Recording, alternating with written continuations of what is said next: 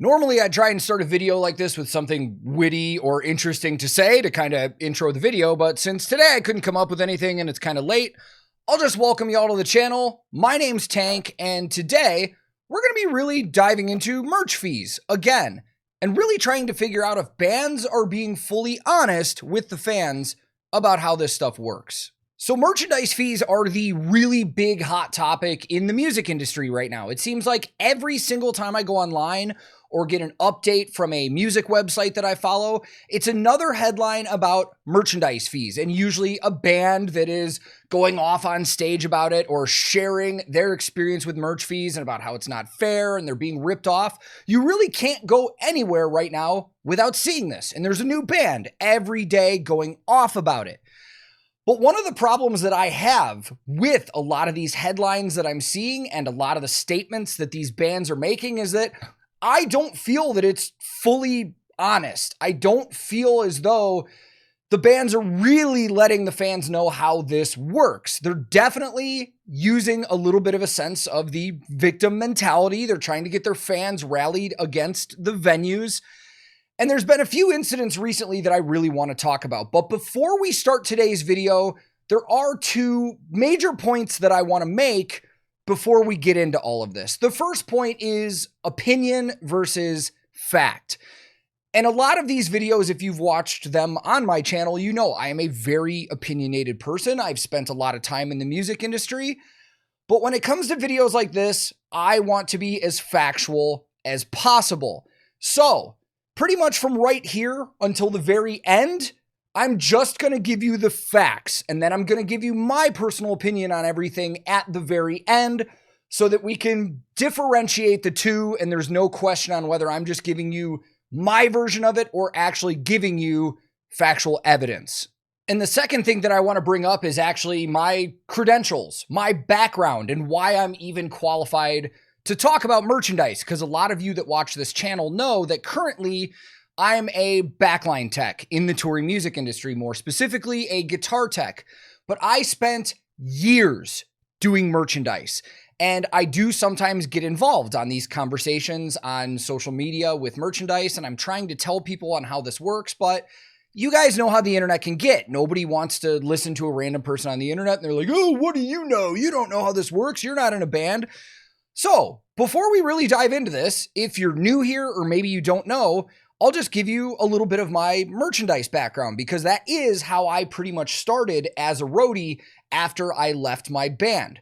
So when I did leave my band around 2008, 2009, my first gig again was doing merchandise as well as lighting. But from about 2009 to about 2015, I did merchandise for bands all the way from like small club touring all the way to arenas and stadiums. I'm talking bands like Red, Nickelback, Van Halen, Journey, Pat Benatar, Walk Off the Earth, Faith No More. There's probably a lot of other bands I've forgotten about that I've done single tours with and stuff, but my point being is that merchandise on tour was everything for me for about 6 or 7 years. That's what I did on the road, and that's how people knew me in the industry. I was a touring merchandise manager. So I do know how this works at every level, all the way from those little clubs up to the stadiums. So again, everything that we're going to talk about from here until the end is going to be from my experience, but I am going to keep it factual and give you my opinion at the end. So the first thing I want to talk about in this video, and one of the most recent things that's happened with the merch fee argument from bands, involves Monuments, progressive metal band from the UK. A lot of people are familiar with them. They're currently on tour as an opener for Leprous in Europe, and recently they made a tweet that said a little taste of merch fees so their fans could see what's going on. Now I'm going to pop this up on screen right now and read the tweet exactly how it was. It says, fans, a taste of what merch cut fees at venues looks like. 47% today in Milan, Italy. And as you can see, they've even posted an image of the actual show settlement. You can see the net, the tax, the concession, and how much Monuments took from that show and how much the actual venue or the promoter or merchandise company took. And it doesn't look good. if you look at that on paper, you're like 47%. That is bonkers. So the next day, they decided not to sell merchandise at all. Now, a lot of different media outlets have reported on this, so you can just throw a rock and pick one, but I found one from Metal Injection, and it starts off by saying, Monuments is getting a little tired of merch cuts and European value-added tax screwing them out of money. The band recently incurred a 47% merch cut at a venue in Italy and refused to suffer a similar number at the Gagarin in Athens, Greece. Hopefully I pronounced that right. If I didn't, I apologize. In a statement, Monuments said they would not be selling merch at the show and that it shouldn't be on fans to help foot the bill. The band says, and I quote, "We will not be selling merch at our show at Gagarin in Athens, Greece today due to a 18% gross concession and 24% VAT, end quote, said Monuments in a statement. And going down a little in the article, it does say that the openers, Calandra, have also done the same, saying, quote, due to a 43% merchandise cut today in Greece, we have decided not to sell any merch at our concert. We could maintain the unfairness and charge more for our merch and make your wallets bleed like we tried in Italy, Milano, who charged us a whooping 47%, or we can just decide to simply not be part of it anymore, end quote. Now, as a former merchandise manager, I get where the band is coming from, and I probably would have chosen or told the band I was working for not to sell merch that day either. But again, opinions are at the end. We're going to stick to facts. I do have some problems with the way that these statements were released. As we can see, the headline of this article says, Monuments refuses to sell merch at Greece show due to merch cuts. Now, like a lot of things on the internet, this is kind of misleading because the term merch fee or merch cut is usually reserved for the actual percentage that the venue is taking from the band.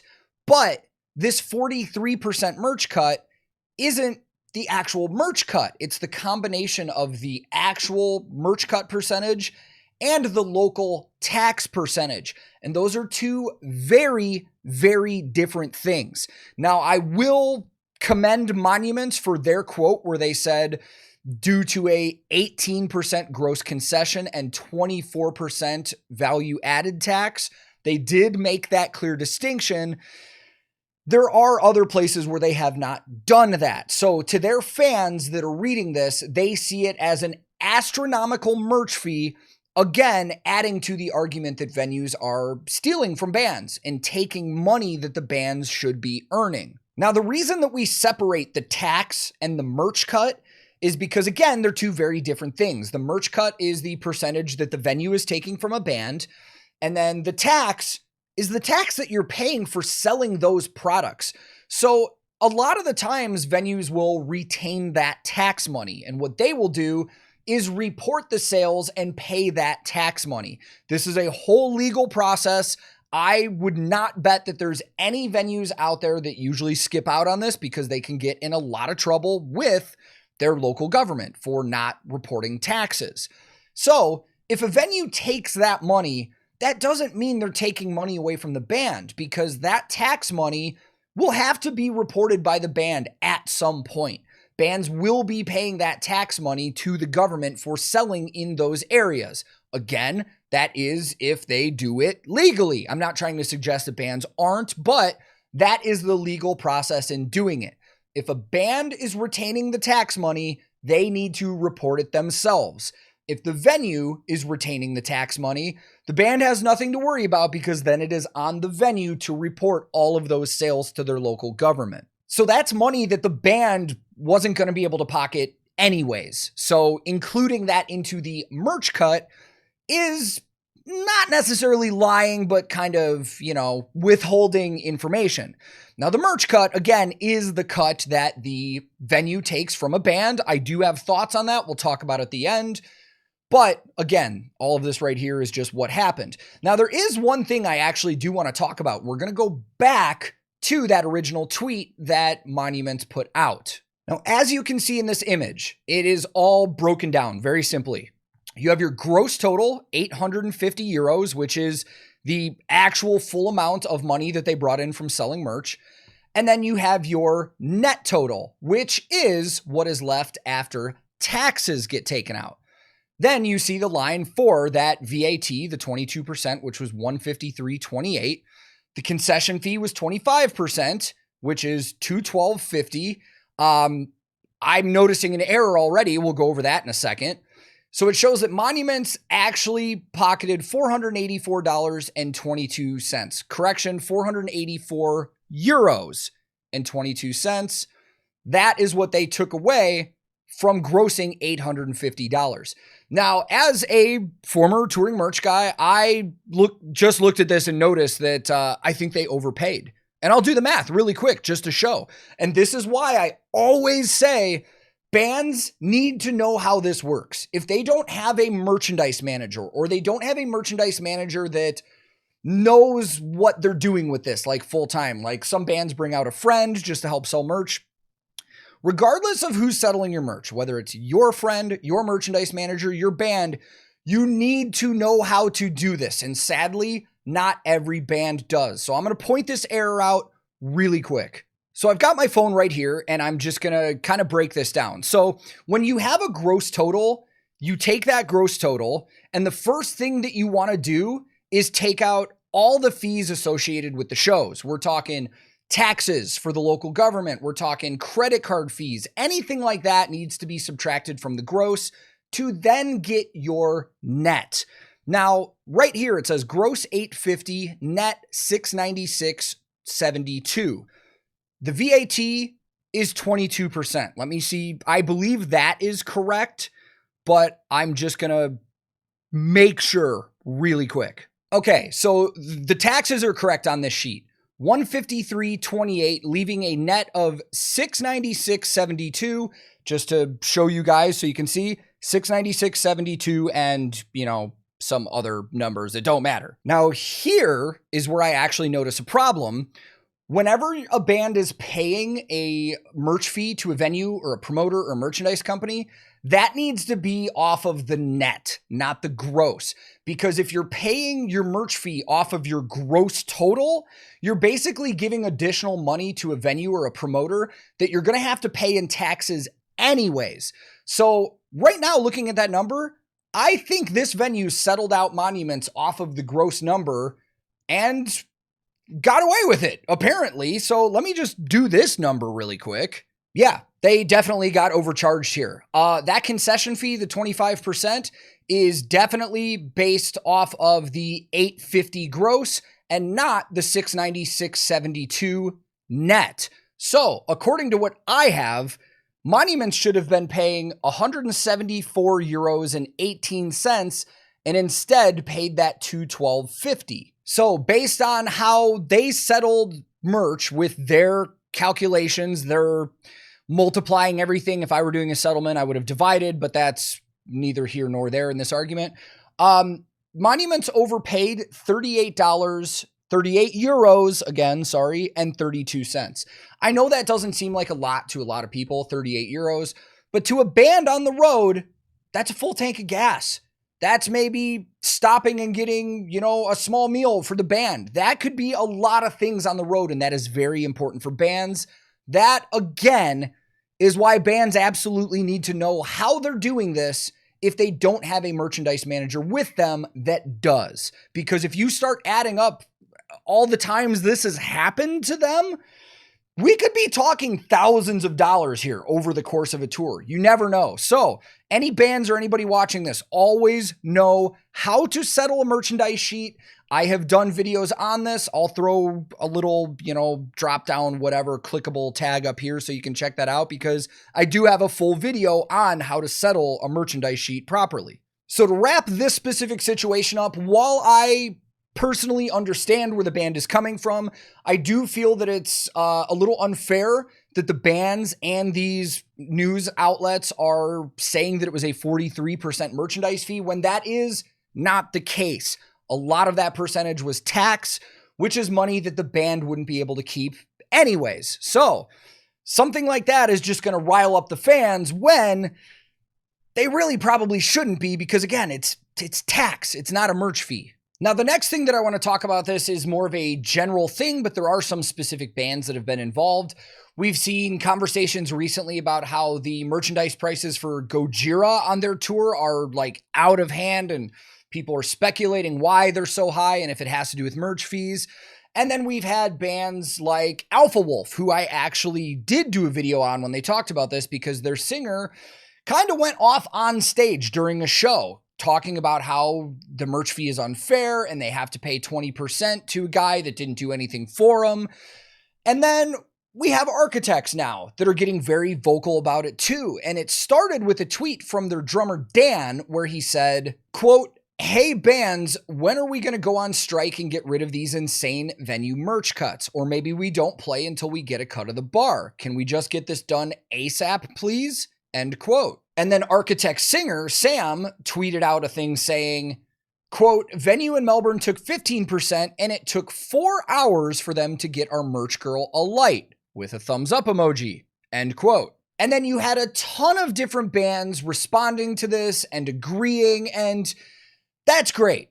That's great that all these bands want to band together and, get rid of these merch fees and talk about how it's unfair. And there are situations where I think it's very unfair, but again, opinion will be at the end. Here is the hard factual thing about this situation. These merchandise fees are not surprises. They're not just coming to these bands at the end of the night and saying, "Hey, you owe us 20%.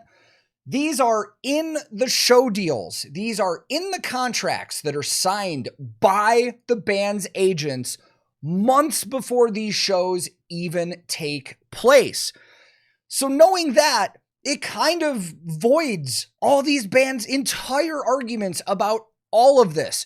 We saw with Alpha Wolf when their singer went on stage talking about how it was super unfair and they shouldn't be paying. In that same video that they shared, their guitarist was talking about how they paid the merch fee anyways because it's in their contract. So again, it all that this is doing is getting fans fired up and getting fans angry and trying to rally fans against the venue, but it's in the contract. And that is the unfortunate thing, that agents are signing these show deals, but the venues have the upper hand in this situation. They really do. So I more so agree with the bands in this situation.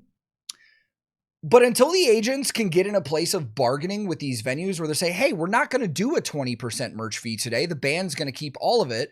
Until agents can actually have the leverage to make that happen, the bands really don't have a case, because a lot of these venues could, if they wanted to, just be like, "Well, go play somewhere else then."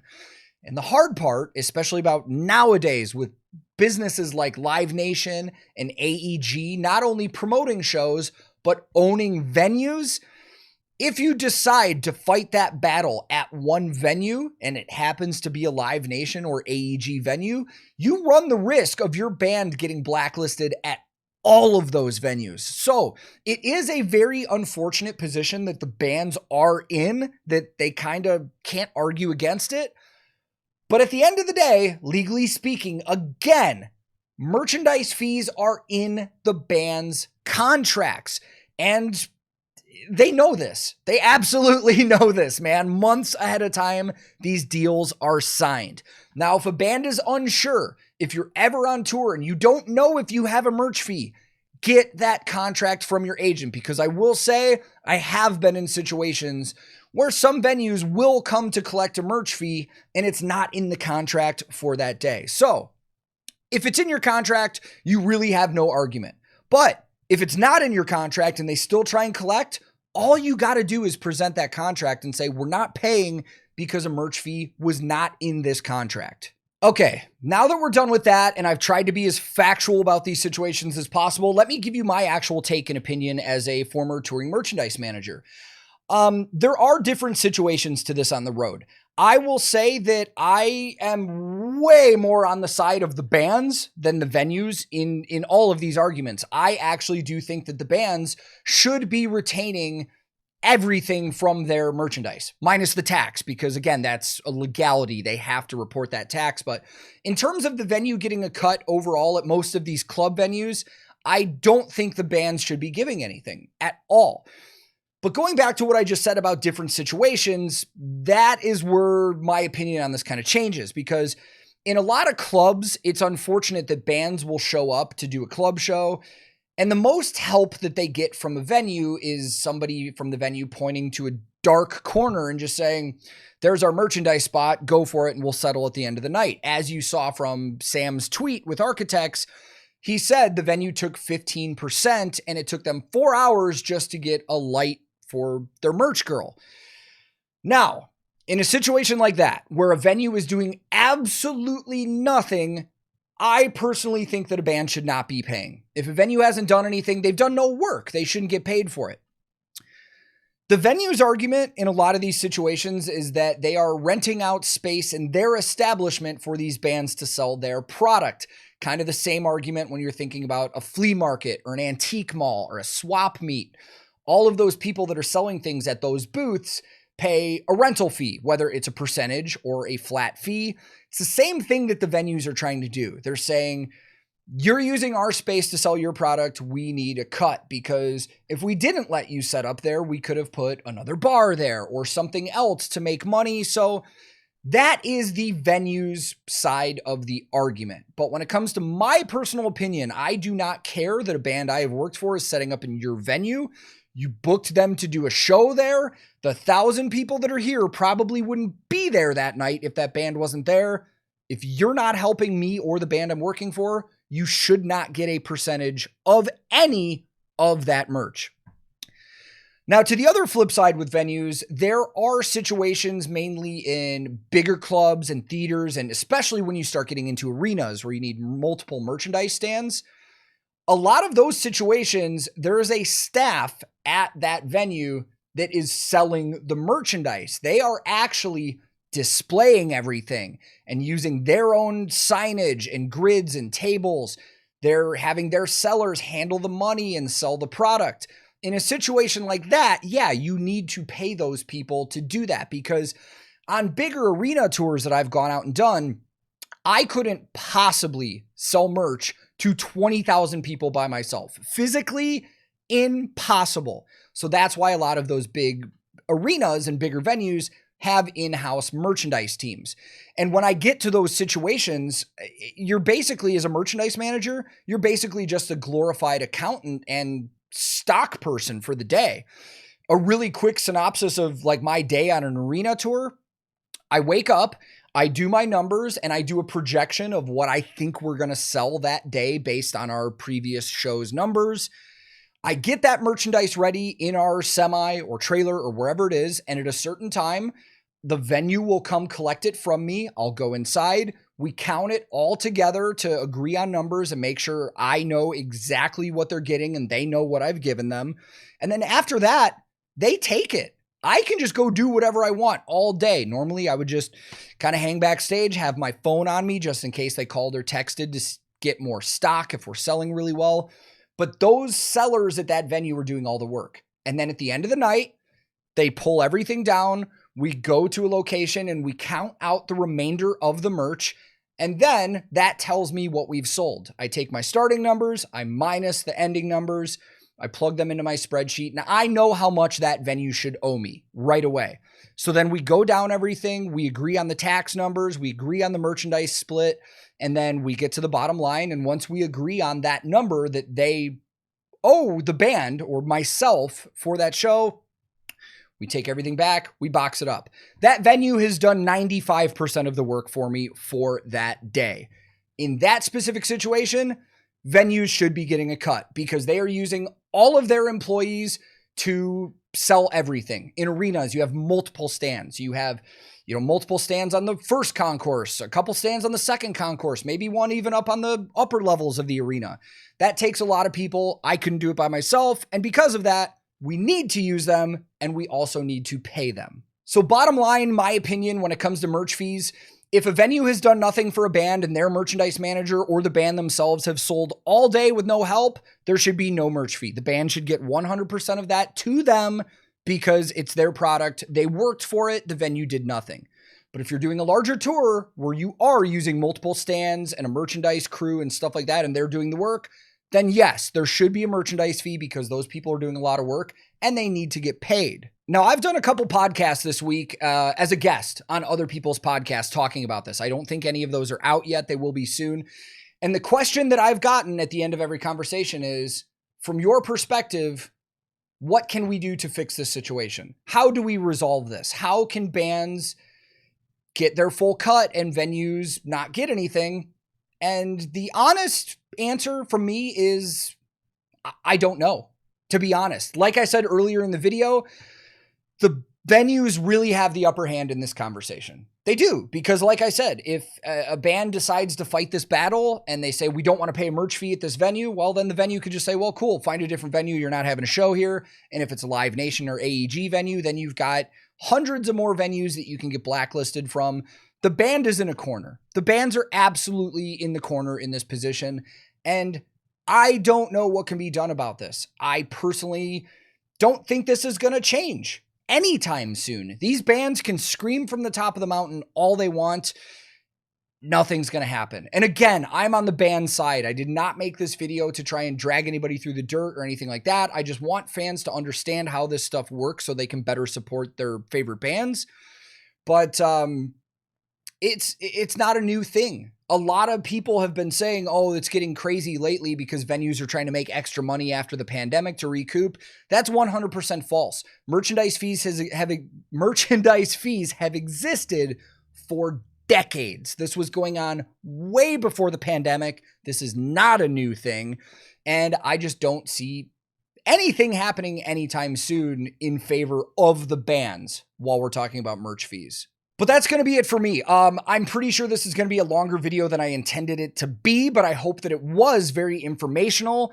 And if you have any more questions, you can drop them in the comments and I'll be happy to ask them. But I would love to know what you guys think too, man. I mean, if there is somebody out there that thinks they have a good idea on what can be done about merch fees in the future and stuff like that, drop it in the comments. I would love to know, because even as somebody who toured doing merch forever, well, no, not forever, like 7 years, but I just don't have a good answer. I really don't. Again, the bands are in a corner. The venues have the upper hand and the argument on their side. I don't think this is going to be solved anytime soon, but I would love to hear other people's opinions on thoughts on this.